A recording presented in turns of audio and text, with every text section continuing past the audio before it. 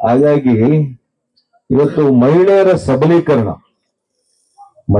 ಸಬಲೀಕರಣ ಇವತ್ತು ಹೈನುಗಾರಿಕೆಯಲ್ಲಿ ಆಗ್ತದೆ.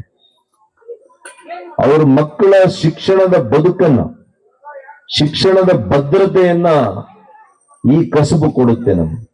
ಯಾವುದು? ಹೈನುಗಾರಿಕೆ ಅಂತ ಒಂದು ಪವಿತ್ರವಾಗಿರ್ತಕ್ಕಂತಹ ಒಂದು ಕ್ಷೇತ್ರ ಇದೆ. ಸಹಕಾರ ಕ್ಷೇತ್ರದಲ್ಲಿ ಹೈನುಗಾರಿಕೆ ಬಹಳ ಮಹತ್ತರವಾಗಿರ್ತಕ್ಕಂಥ ಕ್ಷೇತ್ರ. ಇವತ್ತು ಕೃಷಿ ನಮ್ಮ ಮುಖ್ಯ ಕಸುಬಾದ್ರೆ, ನಮ್ಮ ಮೂಲ ವೃತ್ತಿ ಕೃಷಿ. ಇವತ್ತು ಯಾರೆಲ್ಲ ಒಕ್ಕಲುತನ ಮಾಡ್ತಾರೆ ಅವರೆಲ್ಲ ಕೃಷಿಕರು. ಯಾರೆಲ್ಲ ಒಕ್ಕಲುತನ ಮಾಡ್ತಾರೆ, ಯಾರೆಲ್ಲ ಕೃಷಿ ಮಾಡ್ತಾರೆ, ಅದರಲ್ಲಿ ಮುಖ್ಯ ಕಸುಬು ಕೃಷಿ ಆದ್ರೆ ಉಪಕಸುಬುಗಳಾವುದು ಹೈನುಗಾರಿಕೆ, ತೋಟಗಾರಿಕೆ, ಇವತ್ತು ರೇಷ್ಮೆ. ನಮ್ಮ ಜಿಲ್ಲೆಗಳು ಚಿಕ್ಕಬಳ್ಳಾಪುರ, ಕೋಲಾರ ಜಿಲ್ಲೆ ಅಂದ್ರೆ ಸಿಲ್ಕ್ ಅಂಡ್ ಮಿಲ್ಕ್ ಅಂತ, ರೇಷ್ಮೆ ಮತ್ತು ಹಾಲು ಇವೆರಡರಲ್ಲಿ ಕೂಡ ಇಡೀ ರಾಜ್ಯಕ್ಕೆ ಮೊದಲನೇ ಸ್ಥಾನಗಳಲ್ಲಿ ಬರ್ತಾರೆ. ಎರಡೂ ಅವಿಭಾಜ್ಯ ಜಿಲ್ಲೆಗಳು. ಹಾಗಾಗಿ ಇವತ್ತು ಇಂತಹ ಒಂದು ಯಲಾಂಕ ಮುಂದುವರೆದಿರ್ತಕ್ಕಂಥ ನಗರಕ್ಕೆ ಸೇರಿದೆ ಕ್ಷೇತ್ರ. ಆದ್ರೆ ಗ್ರಾಮೀಣ ಪ್ರದೇಶ ಕೂಡ ಯಲಹಂಕ ವಿಧಾನಸಭಾ ಕ್ಷೇತ್ರದಲ್ಲಿ ಇದೆ. ಇವತ್ತು ಈ ಊರಿಗೆ ಬರುವಾಗ ಬಹಳ ಕಷ್ಟಪಟ್ಟು ನಮ್ ಗಾಡಿಯಲ್ಲಿ ಬಂದ್ವಿ ನಾವು. ರಸ್ತೆ ಸಂಪೂರ್ಣ ಹಾಳಾಗಿದೆ. ಬಹುಶಃ ಈ ಗ್ರಾಮ ಬಹಳ ಗಡಿ ಭಾಗದಲ್ಲಿರೋದ್ರಿಂದ ಯಾರು ಗಮನಿಸಿಲ್ಲ ಅಂತ ಅನ್ಸುತ್ತೆ ನನಗೆ.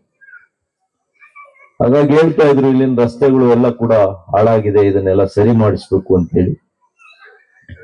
ನಾನು ಕೂಡ ಸ್ಥಳೀಯ ಅಧಿಕಾರಿಗಳಿಗೆ, ಸ್ಥಳೀಯ ಸರ್ಕಾರಕ್ಕೆ ಹೇಳಿ ಈ ಕಾಮಗಾರಿಯನ್ನು ಮಾಡಿಸ್ಕೊಡುವಂತ ಕೆಲಸ ಪ್ರಾಮಾಣಿಕವಾಗಿ ನಾನು ಮಾಡ್ತೇನೆ.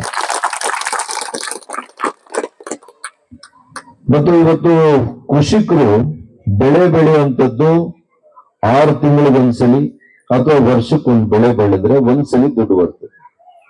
ಹೈನುಗಾರಿಕೆಯಲ್ಲಿ ಹಂಗಲ್ಲ, ಪ್ರತಿ ದಿವಸ ದುಡ್ಡೆ, ವಹಿವಾಟು ಪ್ರತಿನಿತ್ಯ ಆಗ್ತದೆ. ಇದನ್ನು ಗಮನಿಸಬೇಕು. ಮತ್ತು ನೀವೆಲ್ಲ ಕೂಡ ಈ ಕ್ಷೇತ್ರದಲ್ಲಿ ಬಹಳ ಒಳ್ಳೆಯ ನಿರ್ಧಾರವನ್ನು ಮಾಡಿ